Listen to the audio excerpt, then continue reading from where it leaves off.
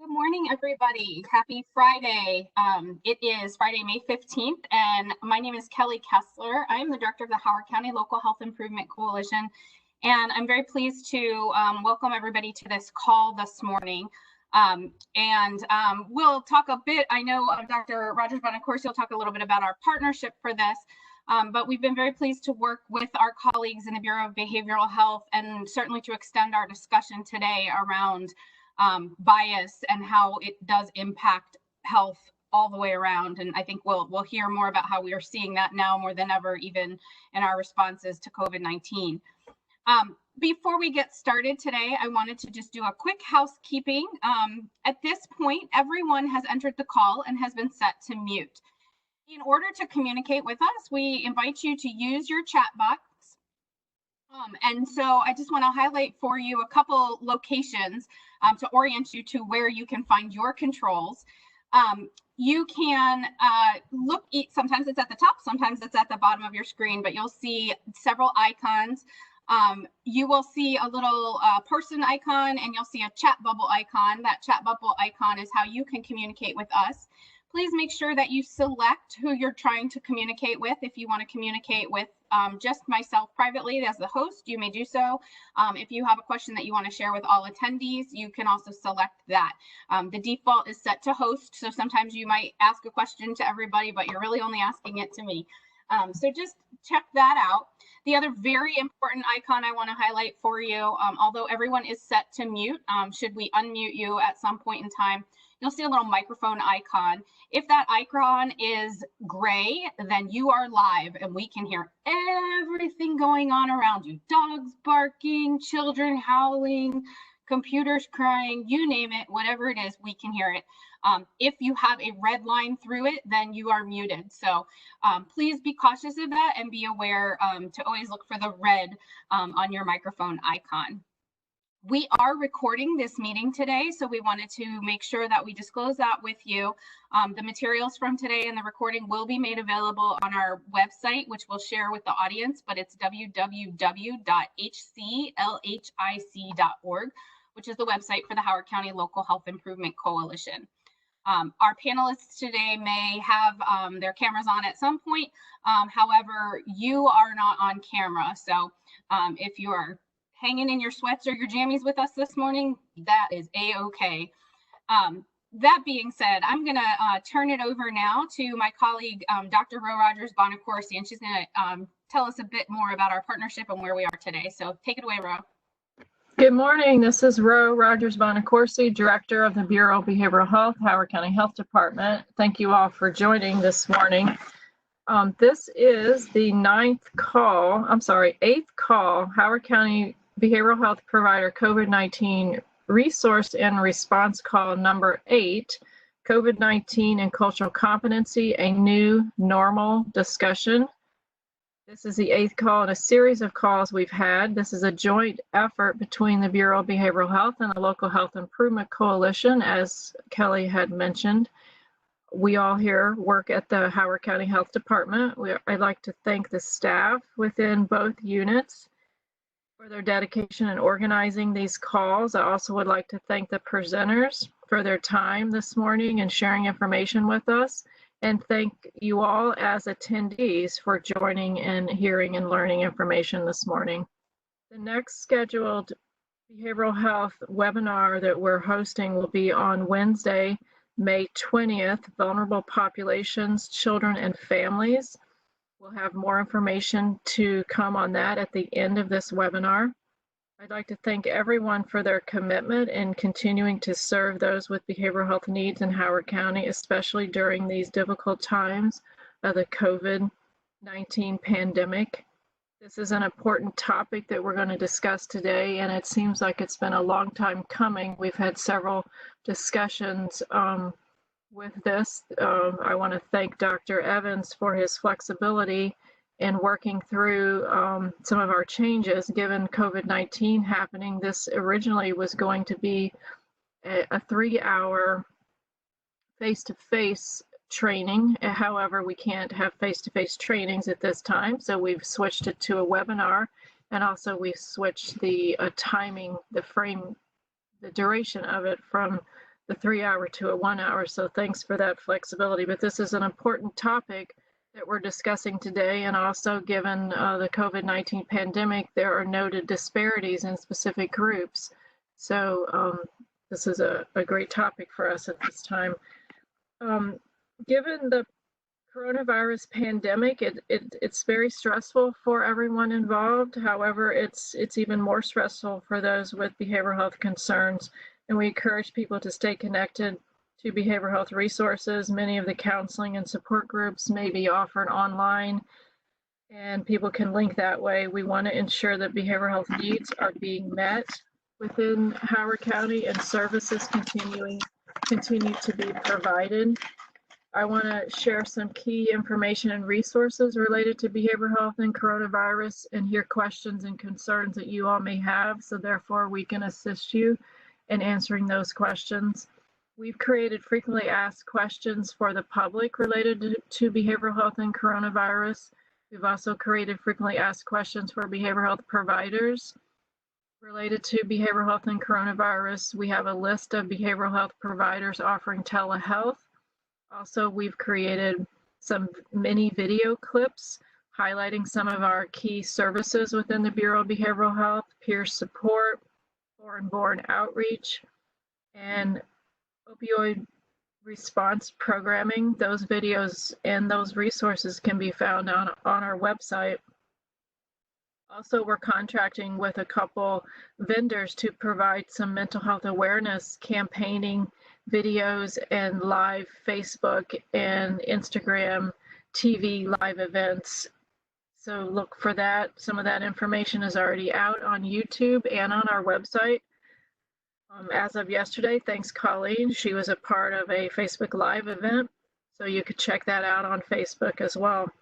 Those resources can be found on our website, howardcountymd.gov/gethelp. Will take you to the Howard County Health Department's behavioral health page, but also many resources can also be found on the LHIC website, hclhic.org. I'd like to also mention the Behavioral Health Administration through the Maryland Department of Health has and continues to create frequently asked questions and guidance documents related to behavioral health and coronavirus. Those documents can be found on their website, bha.health.maryland.gov. If you have questions specific for the Behavioral Health Administration, you can email them at a new email account that they've set up, bhainquiries@maryland.gov. And then on the screen, I'd like to talk about the purpose, goal, objective for today's presentation. Learn what implicit bias is and how it impacts service delivery. By the end of this meeting, participants will understand that an awareness of cultural dynamics is key to be an effective clinician or agent of change. And then we will go through the presentation with Dr. Evans, and then we'll have questions and answers and then closing remarks. So I want to end with a quote from the governor that we've heard him mention in several press conferences. We are in this together. We will get through this together. And I'd like to turn it over to Colleen. Thank you, Ro. Good morning, everyone. My name's Colleen Nestor, and I am a social worker by training. I work with Youth and Family Support Services at the department in the Bureau of Behavioral Health, and I'm also one of the delegates to the Local Health Improvement Coalition in their behavioral health work group. And today I have the pleasure of introducing Dr. Robert Evans. Dr. Evans is a culturally competent psychologist and licensed clinical professional counselor with nearly 20 years of experience and a passion for helping individuals and families recognize thoughts and behaviors that hinder progress. He hopes when situations seem hopeless, and he believes when positive results appear unbelievable. His career has been dedicated to empowering people with the keys to overcoming trauma, which are to first forgive oneself, and secondly, to forgive others. Dr. Evans utilizes a trauma-informed and eclectic treatment approach that incorporates cognitive behavioral intervention, health and wellness, mindfulness, and unconventional methods that assist clients with a healing process that begins from within. Dr. Evans is the CEO of Empowerment Counseling and Training Services Incorporated, which is a private practice and consulting company dedicated to empowering internal gifts, connecting thoughts with behaviors, and developing character and elevating mindsets. Dr. Evans, thank you again for being so flexible and adapting this content today. I know we all look forward to a time when we can maybe elaborate a bit on what you're about to share with us. So if you guys just bear with me a moment, I'm going to go ahead and hand the panelist feature over to you so you can get us going.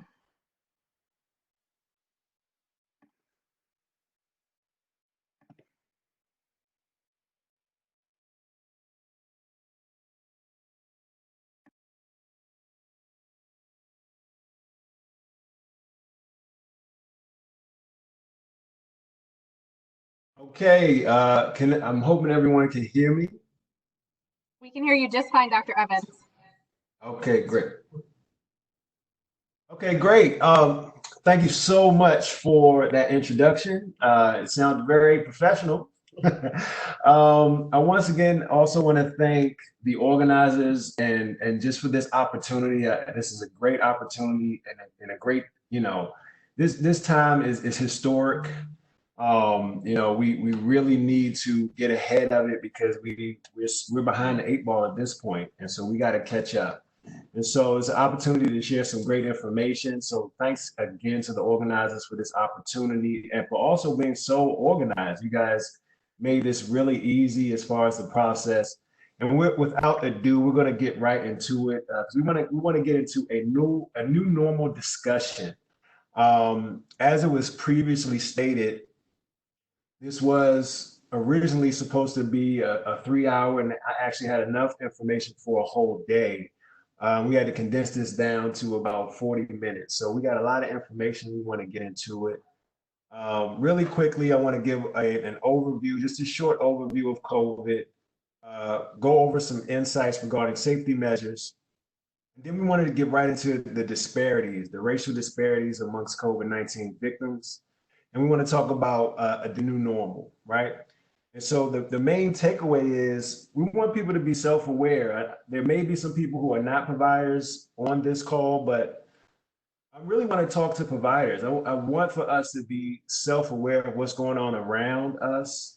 We're really in a historic moment in time. This is something that's history. And we also, if we sit back and just take a moment and pay attention to what's going on in the world, we realize that we're in the middle of a really ethnographic research study where we can really take notes and pay attention to how people are responding to pandemics and how pandemics are impacting all of us.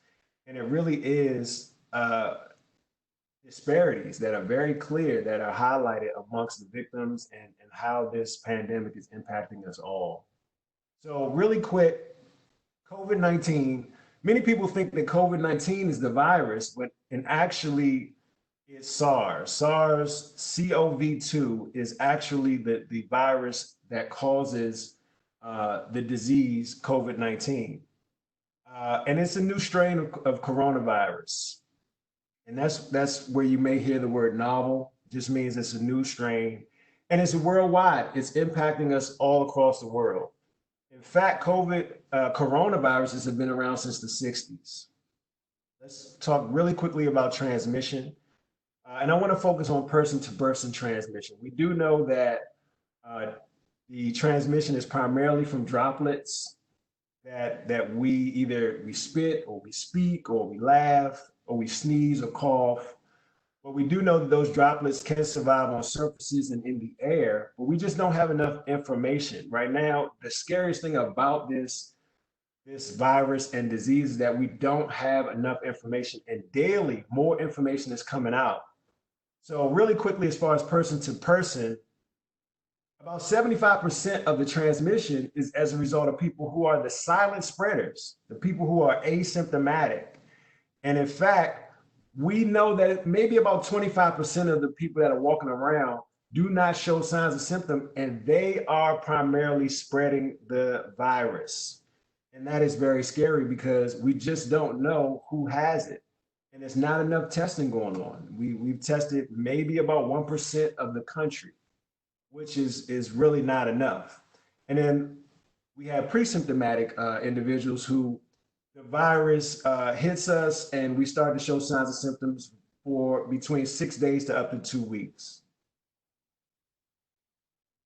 Safety precautions. As we know, we need to keep our hands clean. We need to wash our hands. I've heard so many stories about people who just before this were not washing their hands, which is incredible. We need to wash our hands. We need to avoid touching our face, those entry points, the eyes, the nose, the mouth. We also need to social distance. We need to keep our distance. It's known that we need to stay about 6 feet apart from each other. And we need to wear face masks. Face masks are primarily to protect those that are around us from us, because we just don't know if we have it if we haven't been tested. And in fact, you can be tested, come up clean, and then you can contract the virus within a week or the next day. So this thing is too many unknowns. We just need to protect ourselves and protect our loved ones. We need to keep surfaces clean and limit errands.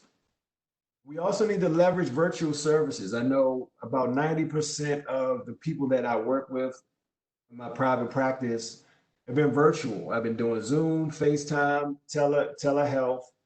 And now that there's talks of opening up stores and things of that nature, I think as early as Friday in Maryland, they're talking about opening some things. We need to still be very cautious. We need to still be very cautious, and we need to just be mindful that we don't know. We are in the middle of an historic event, and everything is unfolding as we speak. So who's at risk? Let's get right into it.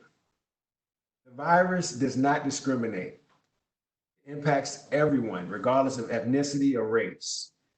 However, who's most at risk are those individuals with underlying health conditions. And we'll talk a little bit about those conditions, but 71% of the people who are hospitalized had at least one of these underlying conditions.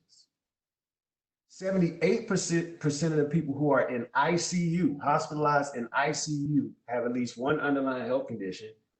And 27% of people who are not hospitalized and walking around with, who have also tested positive, also have an underlying health condition. So real quick, as of May the 14th, as of yesterday, we have over 1 million cases of COVID in the United States. 1.3 million people have tested positive, and we've had over 83,000 deaths. And the number still rises every day. I think as of the 12th, it was 80,000. So it went up approximately 4,000 people in 2 days, which is astonishing. So let's get into the disparities, right? Let's get into those underlying health conditions. What we know about the underlying health conditions that are most impacting us and making us most susceptible to this disease, we have heart disease. 30% of minorities are more likely to, minorities are 30% more likely to have heart disease. They're 60% more likely to have diabetes, 2 times more likely to have stroke. And this is a big one. 44 to 48% of African Americans have some type of cardiovascular disease. And African American women are 50% more likely to be obese, which is incredible. And this will speak to the numbers that we're about to get into. Oh, I'm sorry, one more thing. Men are 2 times more likely to die of this disease. So it's not just impacting those with underlying health conditions. Men with underlying health conditions are impacted even more. So let's get into the disparities, the racial disparities. Of 100,000 people, white people, 13.1 of them will die of 100,000. Of 100,000 Latinos, 14.9 of them will die. While Black people, 34.7 of them will die out of 100,000. Out of 100,000 Asians, 14.9 will die. We'll get, 14.6, and we'll get even deeper into this, but we can see that there's a drastic difference between those of us who are actually dying of the disease. So when we look at it a little bit deeper, African Americans are 2.3% more likely to die than Latinos. So when you have 20 Latinos who die, 46 Blacks die. And moving on to Asians, 20 Asians die, 48 blacks die. And moving on to Caucasians, 20 Caucasians die and 52 blacks die. And this is astounding. But that's not it. That's not it. In some areas, it's even worse. In Michigan and Missouri, it's 5%. So blacks are 5% more likely to die than whites. So if 20 whites die, 100 blacks die in Michigan and Missouri. In Washington, D.C., 20 whites die, 120 blacks die. That's 6% more likely. In Kansas and Wisconsin, for every 20 whites who have died, 140 blacks have died. We look at Chicago, 72% of people who died of coronavirus have been black, while 1/3 of the city population is black. So let's get into how this is going to impact our new normal.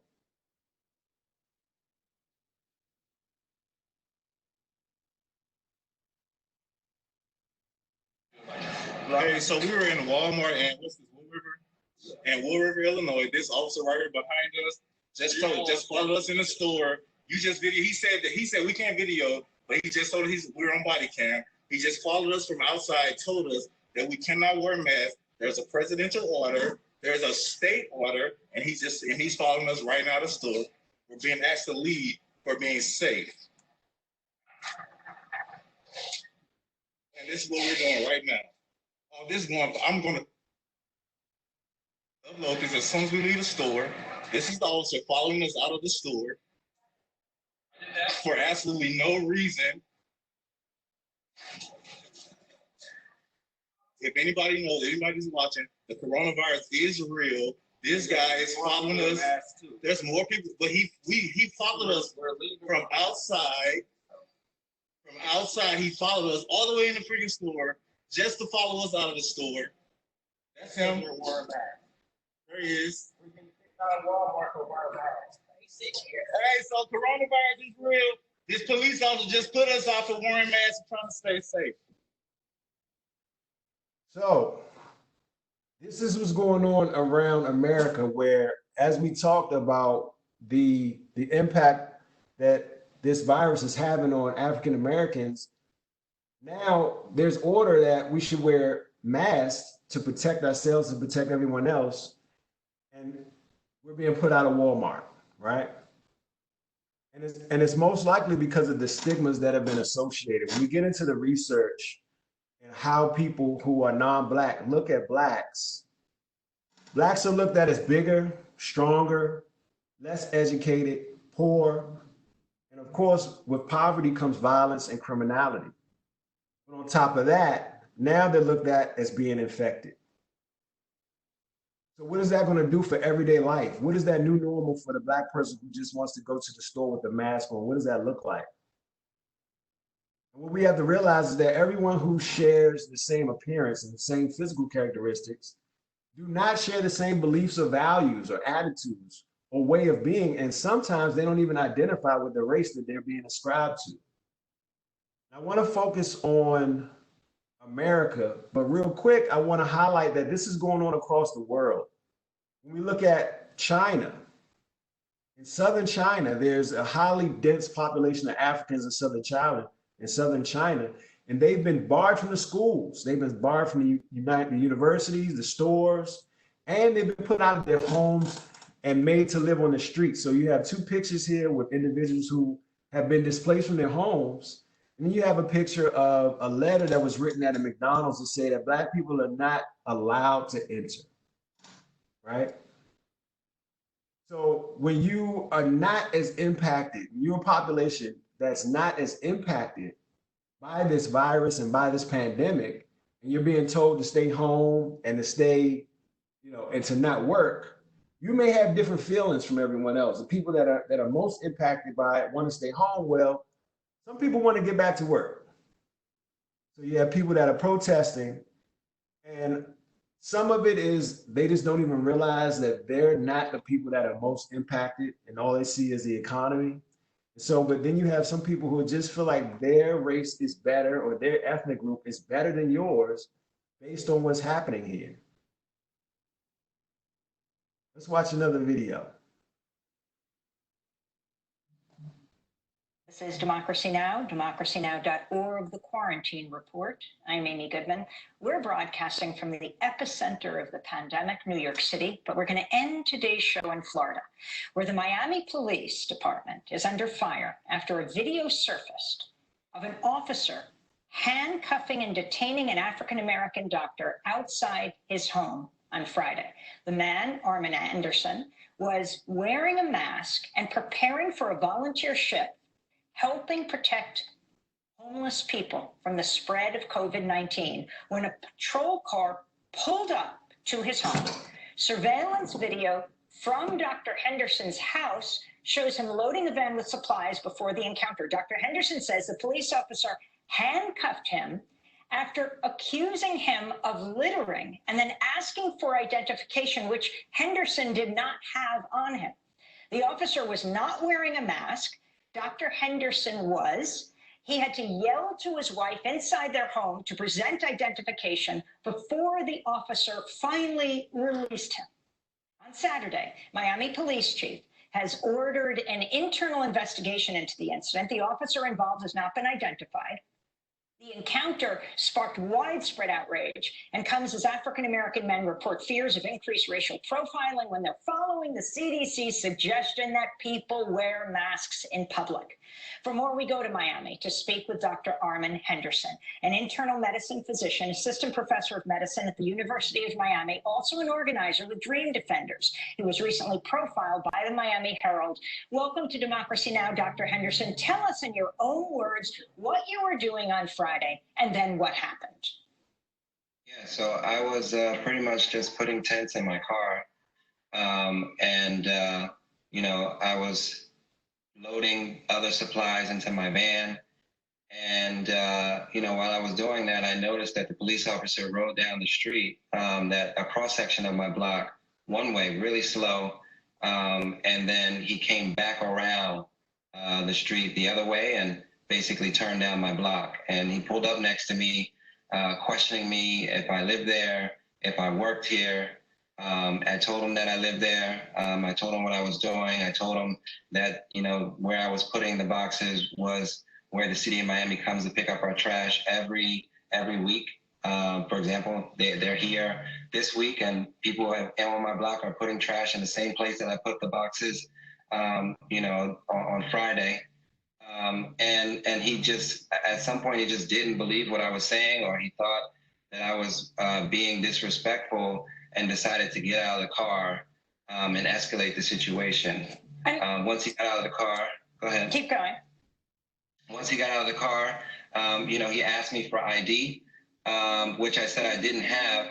And, I was trying my best to keep cool during the situation and, remain steadfast on what I was doing, which was to be, at downtown Miami delivering food and tents to homeless individuals that live downtown. And so I pretty much went ahead and continued to do what I was going to do because I didn't know where this encounter was going. And then he just decided to put cuffs on me, basically. Once he put cuffs on me, I called for my wife. She came out and pretty much de-escalated the situation.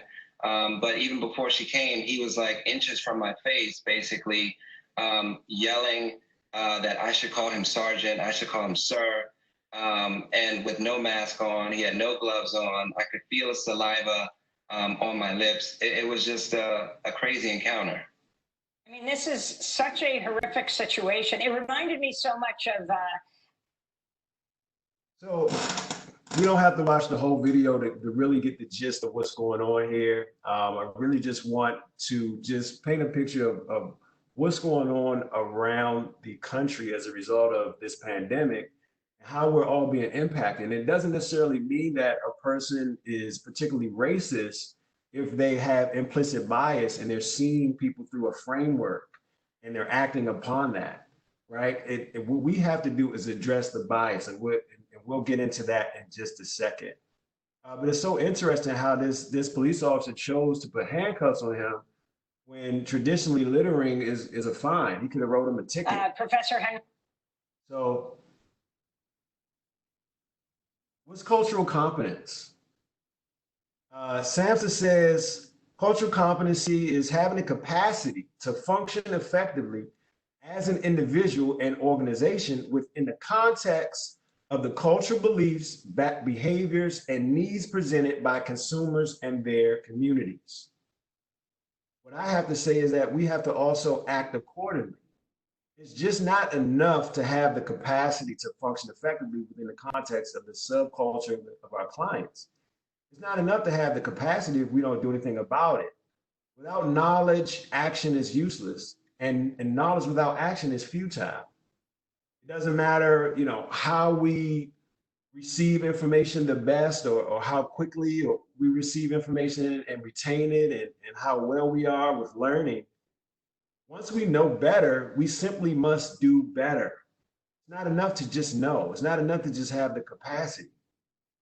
As clinicians, it's our charge to treat individuals we service, regardless of color, hair texture, facial features, dress, etc., as if they are a fresh canvas.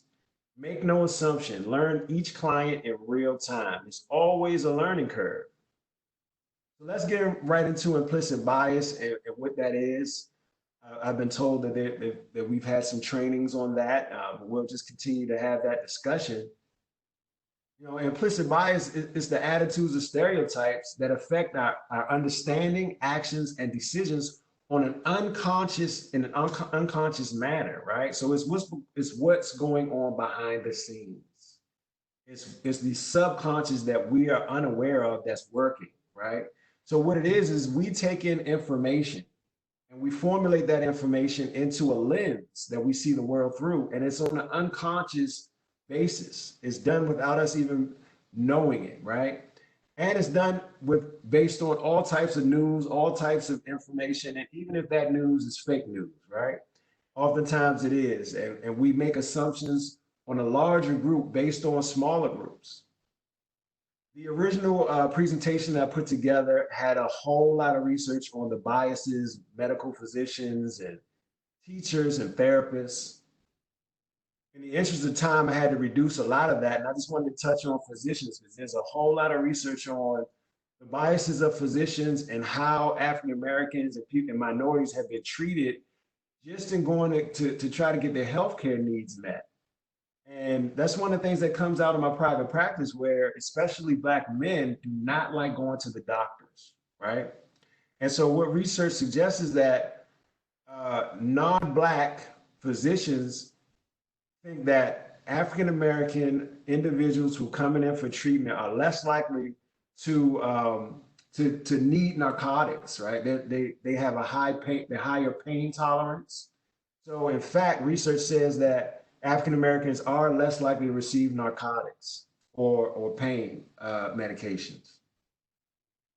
It's also suggested that, and this was done in a survey where some white physicians were surveyed, they believe that African Americans are less intelligent, less educated, more likely to abuse drugs and alcohol, and fail to comply with medical advice or rehab. And this all supports the research that also suggests that African Americans are more likely to be treated with amputation, to have their limbs cut off, versus limb salvage and repair sort of procedures. So of course, if you believe that a person is not going to follow through with the rehabilitation, they're not going to be responsible, they don't understand, they're less educated, then why not just cut the leg off? And so that's another reason why, individuals with diabetes and things of that nature just don't want to go to the doctor. It's just based on history. So speaking of implicit bias, due to structural discrimination overrepresenting Black families and impoverished communities, many Americans began to associate Blackness with poverty and symptoms of poverty, such as criminality. And this association translated to a pervasive implicit association of Blackness with risk and whiteness with security and safety. So if you see these images over and over again, in your subconscious, you're going to start to connect the dots on your own. Let's watch a really quick video. Two employees accused of racial profiling at a Hilton Doubletree Hotel in Oregon are on leave this morning. The hotel apologized a second time to Jermaine Massey. In a widely shared Instagram video and several other videos, he claimed he was targeted for, quote, calling his mother while Black. DeMarco Morgan shows us how this is the latest incident of police being called on African Americans who are doing seemingly ordinary things. It's another talker this morning, guys. Good morning to everyone. Jermaine Massey was returning from a concert Saturday night when he said he went to a quiet corner of the hotel lobby to take a phone call from his mother. When a security officer, now dubbed Hotel Earl by the internet, approached him, things got heated. You really want this PR issue, Earl? Do you? Jermaine Massey was ordered to pack his bags and leave the Doubletree Hotel in Portland, Oregon, hours after he checked in. Situation. The 71-year-old security guard, Earl Wesley Myers, had asked Massey for his room number. Massey said he didn't remember and requested privacy for his phone call. Instead, Myers called for the police. Why are they coming? Escorting you off the property. Because what? And I'm staying here? Not anymore. Even went so far to say that he's there to protect the safety of the guests, as if I weren't a guest and I was causing a disturbance and I was a safety threat. Massey says white guests in the lobby were not similarly questioned. We're not loitering. How am I loitering in an area that's public? You're sitting here. So this area is off limits after a certain time? Only if you're a guest. I am a guest. You didn't tell me that. I just checked in my American Express. And Massey produced his room key for a manager. He wouldn't ask me to call 911 without any cause. I didn't do anything to this man. I'm taking a phone call. But responding officers warned Massey he could be arrested for trespassing if he stayed. That I need to Control leave. of the property, yes. According to the police report, the 34-year-old who said he was a former FBI agent became loud and started yelling that the hotel was racist. You know, judging someone based off of the color of their skin, you never know how it feels until you've actually been there. I could have went to jail had I responded a different way. In the past year, police have been called on a group of Black people barbecuing. It's illegal to have a charcoal grill in the park here. A girl selling bottled water on the sidewalk. Illegally selling water without a permit? And Bob Marley's granddaughter after she and her friends left their Airbnb. Yeah, we're standing here. We have 1, 2, 3, 4. Yeah. Massey checked into a different hotel Saturday after he was kicked out without a refund. On Thursday, the Doubletree announced it was reviewing its protocols and trainings and had launched an investigation. We have a zero-tolerance stance on discrimination of any kind, it said in a statement. I plan to try to seek justice and make sure that doesn't happen to anybody else. Massey's attorney said in a statement his client was publicly humiliated and now wants the hotel to publicly answer to 2 questions. Why was he approached by security and interrogated? And why was he called a threat to the safety and the security of guests? And guys, I got to point out, this actually happened to me about 2 weeks ago at an unnamed hotel. There was a security guard who came up to me and said, "Hey, what's your room number?" I gave him that look. And he said, "Oh, it's just for security reasons." And then there was a white couple on the side of me. And thankfully, she spoke up. The lady did. And she said, "Well, you didn't ask for my room number." I gave her this look like, okay. Good for her. What? You know, but that's what it will take. It's going to take us working together, regardless of your race, your sex, your religion, speaking out. And of course, there are 2 sides to every story, so we don't know both sides, but it happens. We don't. Okay, just another perspective on a video. And, you know, the interesting thing is I searched for all different types of videos, and these videos came up over and over again. I wanted to make have diversity as far as the implicit bias, to show that implicit bias is represented amongst all of us. We all see people through a framework of experience and knowledge and what we've seen in images. But there were no videos that I could find to represent the opposite of individuals who were minorities displaying the implicit bias in this way.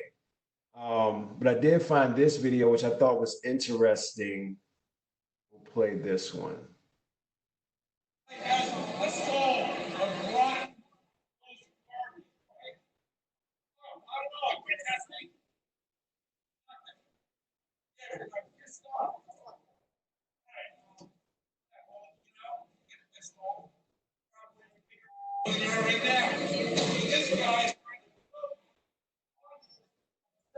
just trying to provoke you. You know how to de-escalate things.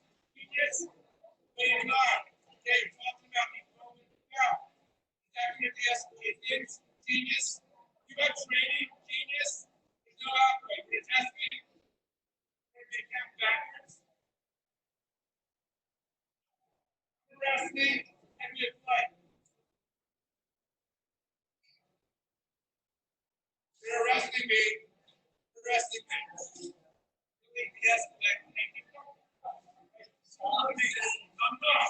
It's not hurt me. Not hurt me. Look at them. Look at them. Don't beat me up. Don't beat me up. Look at them. Oh my God, I can't believe you're doing this. Oh my God. Hey, look what they're doing. Oh, I'm not listening. I'm supposed to be roughing me. Treat me like a black person. Don't explain. Don't explain. Release your hands. Put it behind your back. You understand me? I thought that was very interesting, and I'm getting some feedback that that video was pretty hard to hear. I believe this was a professor or a doctor who was being restrained by officers, and he didn't want to be treated roughly. And he said, "Oh my God, I am being treated like a black person," right? And that was his response to how he was being handled, which I thought was really interesting. But again, with implicit bias, at the end of the day, is blackness, does it equal poverty and criminality, or does whiteness equal security and safety? And these are some of the biases that we come away with the images that we see over and over and over again. So what I want to do now is get into managing the implicit bias, because it's well known that we all have these we have these filters that information filters through, and that we produce behavior as a result of how this information filters. So we need to understand how to manage it. And so what I did was I had to come up with an equation. I wanted to come up with a practical way to help people to remember ways to manage their bias. So the first thing we have to do is understand that we have to be self-aware, right? And we'll get into what that means in a second. Self-awareness plus desire equals intentionality. So in 2019, intentional was just my word. I was really helping individuals to become intentional about changing their behaviors, changing their mindset, and changing their lives. And it really came from this equation when I was putting these slides together. This was a life-changing equation that helped a lot of people in 2019. Self-awareness plus desire equals intentionality. So what does that mean? What I'll do is get into a little bit of self-disclosure, talk about how I utilize this process and this equation. So I'm going to give you some of my biases throughout my career that I've had to deal with and that I had to overcome. One of the biases that I have is that I believe there's always hope. I even have a bracelet that I give clients that says, there's always hope. One of the things I'm afraid of is just being afraid. I think just being afraid, fear is one of those things. Fear is the biggest motivator, period. It's either going to motivate us to stand still and not move, or it's going to propel us forward. And we have to be in control of how we allow fear to interact in our lives. I've always been afraid to lose a client to suicide. I've always had a passion for working with young adult men. When I was working for years in the criminal justice system, the population of men that I dealt with the most was young adults. I've had a lot of success with middle-aged men. One of the groups that I've always just had an issue with early on in my career was sex offenders, where I really just didn't understand how to work with them. But then through experience, I was able to overcome that. As well as homosexuals, that was a population that historically early on in my career I wanted to stay away from, but now I work with everyone. I have all different types of couples and relationships that I help on a daily basis. And so no population is off limits, but I'm aware of these things working in the background. And I had to recognize, well, what is my desire? Because once you're aware of the things that's working in the background, you have to be willing to face your fears. You have to be willing to have a desire to just confront your assumptions and recognize that your assumptions may not be correct. Can you give people the opportunity to prove themselves? Can you give people a fresh sheet of paper so that they can write out their narrative for you? One of the things that I had to do was review, histories and profiles and criminal records and all of these things before I could even meet with a person when I was working in community corrections. And I committed at that point to make sure that I didn't treat people in accordance with the papers that I've read, right? Can we allow people to write their story? So I had to recognize what my desire was. And then I had to learn how to be intentional. So I recognized that my bias was as a result of my experience. The things that I brought to the table from what I learned and things of that nature, the images that I see every day. And then I had to recognize, well, what do I want my behavior to be? I have to be intentional about my behavior despite what it is that I filter the world through, my lens. What behavior do I want? And I got to be intentional about it. In order to be intentional, we have to have courage. That is the number one ingredient. We got to have courage. We have to have the courage to say, you know what? I am going to behave this way despite what the images that I may have seen in the past. And I also have to have one secret ingredient, which is hope. Because the day that we lose hope in humanity and the people that we serve, man, we need to get a different profession. Please move on. That you've burnt out. You are officially burnt out, right? But we need hope and courage. But what are the things that get in the way of us being intentional? The first thing is emotions. I don't know if you can think of a time where you wanted to do something, you had a desire to do something, but as soon as you got upset and you got frustrated, you threw the whole thing out of the window and you said, forget about it. We have to be intentional about meeting our desires regardless of our emotions. The other thing is distorted thinking. Those things that pop up in our head that tell us, oh, you're on the wrong track. Sometimes we associate adversity with going down the wrong path. So we start telling ourselves things and we talk ourselves out of walking towards our desire, which is unfortunate and which is the way to not be intentional, right? So what do we have to do? We have to judge without acting on the judgment. We have to understand, and I'm gonna give you the steps in a second, but we have to understand that there's a pre-judgment process that we all go through. It's natural. It's nothing wrong with you if you see the world through the lens that you have developed over time. However, we only act on the judgment when required. We only act on it when required. I could give some stories, some personal stories, but in the interest of time, we're going to move forward because I want to give you these last steps, and then I want to open up to questions. So the first step to managing implicit bias is we have to understand. We have to understand the prejudgment process. All things that we receive get processed through a filter comprised of our experience, knowledge, and assumptions based on what we've heard or read. We have to understand that and understand that that's a part of the process. But then we have to recognize when that judgment is influencing our thoughts. Understand how the judgment and when the judgment is influencing our thoughts. And then we have to finally make a choice. We have to choose not to allow the judgment to impact our behavior. I have numerous times where I've seen a person, this person went through a filtering process in my mind, and I made certain assumptions in my mind that it's like, okay, this person could be capable of X, Y, and Z based on what I'm seeing. However, I'm not going to act on that. I'm going to give this person a chance. And I interacted with this person and found out it was something totally different. So in closing, I want to give you just a scenario. There's an article on a young man, Jelani Anderson, 52-year-old Black man from Jersey.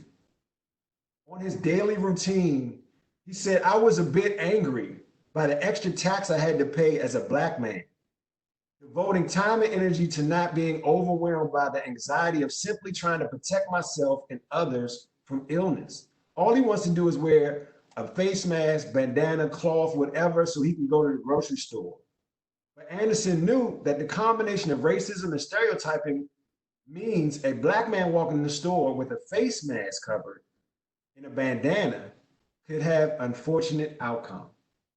And that is just the reality of the new normal that we're walking into right now. And that is what we have to be aware of and take control of. Now I'm going to hand over the football back to Ro and Colleen and open up for questions.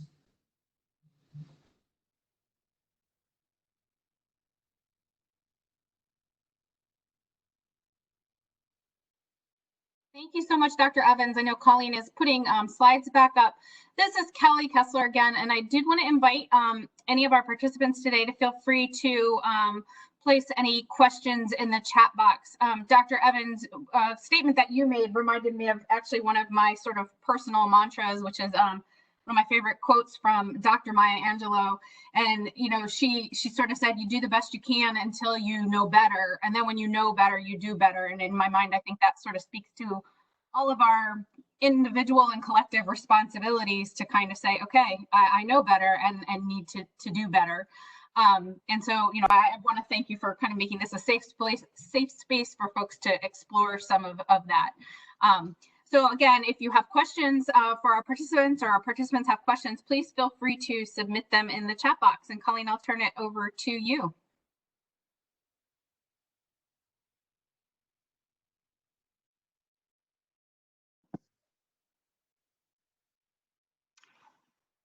Thank you, Kelly. If you guys can bear with me a second, my screen seems to have frozen up. So I wanted to just go ahead and invite everyone to use the chat box to share any questions they may have as we move through to the final moments.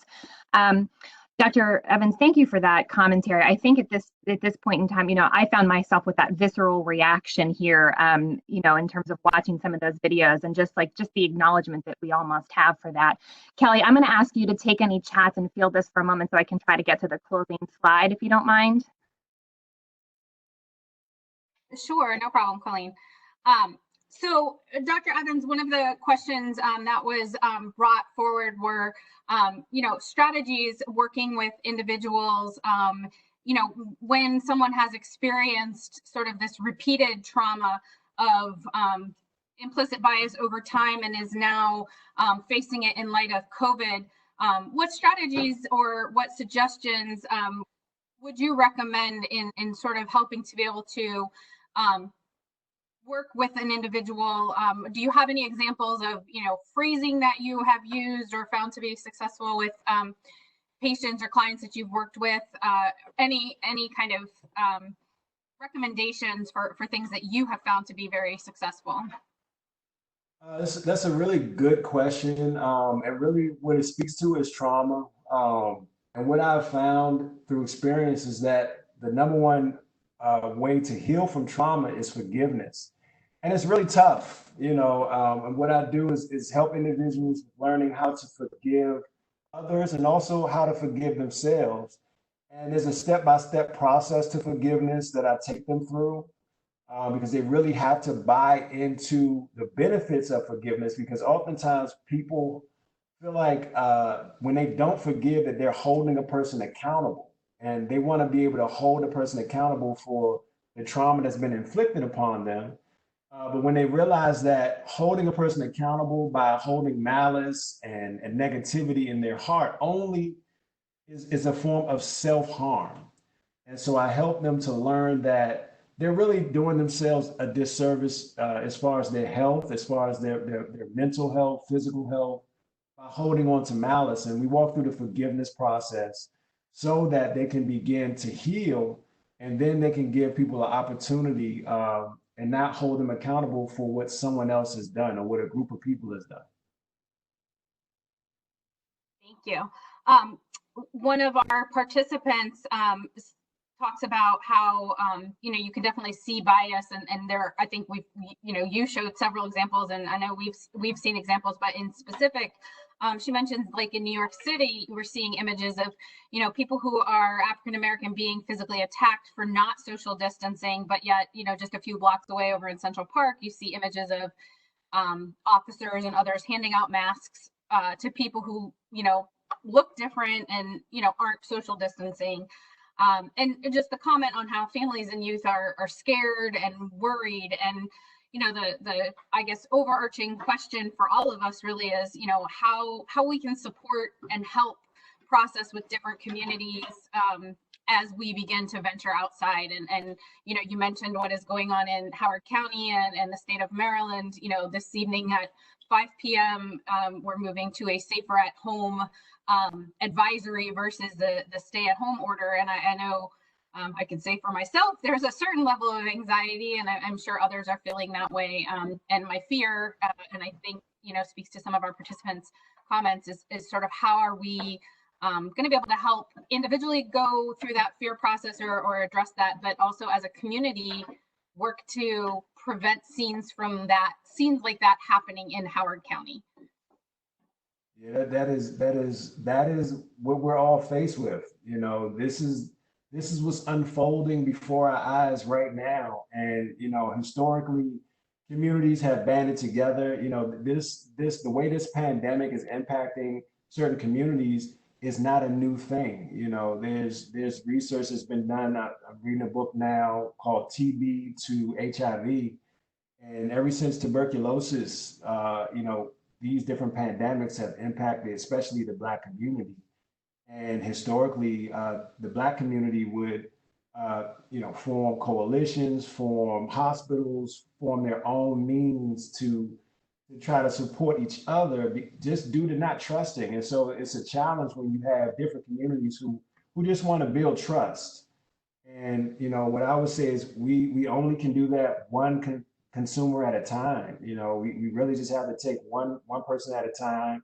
The challenge is it's hard to do community outreach things because of COVID. So, do we want to gather people together and go out in the community? The issue is we don't know what's going on with COVID right now. So there's a lot of things are going to a virtual method. If we can do ways to reach out to communities from a virtual standpoint, just let them know, hey, we're here for you. But some communities just don't trust. And that's where you get all of these conspiracy theories and things of that nature, where people are just trying to say, hey, they don't believe what they're seeing in the media and things of that nature. So it's really a tall order. It's a challenge. And then when you see what's going on, like the person wrote what's happening in New York City, when you see these images, people say, okay, well, I'm just not coming outside. So, it's really challenging. But again, I would say, one person at a time, and trying to be creative with the virtual space to see if we can invite people to get involved, so we can spread the news that everybody is not treating everybody the same way. Some people are really fair. Some people do care. And, as much as we can get that message out, I think that will help. Thank you so much, Dr. Evans. And I think this ongoing conversation about trust certainly is something that we're all going to have to address and think about. So, Colleen, I'm going to turn it over to you because I know we're going to be wrapping up here. Sure. Thanks, Kelly. And I thank you all for being patient as we got those slides unstuck. As you can see here on the screen, we do have a few more calls left. We have them planned for the end of May. So just in a closing remark before I go back and circle around to Dr. Evans, our next calls are next Wednesday, the 20th at 11:30, and then the following Wednesday, the 27th at 11:30 as well. For those of you who joined today and had hoped to get CEUs for your participation, we will be sharing a survey link after this presentation with with some follow-up. We usually keep that survey link open for about a week, and once the survey link closes is when you will have CEUs emailed to you. So the survey is something you need to complete and return with your email address, so we can be sure to get those CEUs to you by email. As you see on the screen, presentations and recordings and our other resources are available at the website. And I know this was a pretty popular topic, and Dr. Evans, thank you for being so on point with your timing and getting us right down to the wire. I know there were a few things coming through in the chat. We will certainly be able to pass comments back and forth. If any of you out there listening have other information that you'd like to share with us, please contact it by email at the lhic@howardcountymd.gov email address, and we can funnel that feedback and comments and suggestions. And again, Dr. Evans, thank you for taking time today to go through such an emotionally charged topic and squeezing that down into such a small time frame. I hope that this is just one of conversations to continue going forward. I think, certainly now during the COVID response, but beyond, as we all sort of get back to the new normal, and, just keeping that in the forefront of your minds. As we close out today, just another reminder of our support for one another, and hoping that everybody gets a chance to get outside and enjoy that sunshine today and a lovely weekend ahead. So thank you again, Dr. Evans, for being with us and for sharing your knowledge and your passion. And we hope all of you have a great afternoon. Is it possible to answer one last question? Of course. I saw a question from Christian Kim Sadie. And she was saying, how do you handle a situation when the person brings out the race card? Obviously, it sounds like she's delivering services, and when certain people don't get those services, they bring that up. And I just wanted to touch on that real quick because it really speaks to that equation that I went over. Because sometimes things are going to be said, people are going to be upset, people are going to say things that that may cause emotion. It may cause you to be frustrated or upset. If somebody calls you racist because you're unable to provide a service for them, that could really cause you to be upset. And what we have to do is not allow that emotion to get in the way of our desire. Your desire is to deliver a service. We can't control if somebody tries to throw the race card out there. People will do that. People will go right to that, throw the race card just because they don't get what they want. But at the same time, we want to deliver a service. So keep your eye on the desire to deliver that service. If you're delivering food or shelter, do what you got to do. And don't allow, when someone says something, don't allow that emotion that comes up to stop you from just focusing on what you got to do, because there's nothing we can do about what somebody may say. But we can't control how we respond to it. I think that's a great note to end on, taking that higher road and remembering our own power and control over our responses and our emotions and kind of how we choose to respond and what we reflect back into the world. So thank you for that. Anything further from anybody on the panel or any of our guests? Okay. Well, thank you everyone again, and be on the lookout for that survey link and make it a great day. Thank you. Take care, everybody. Bye-bye. Thank you. Take care. Thanks. Bye.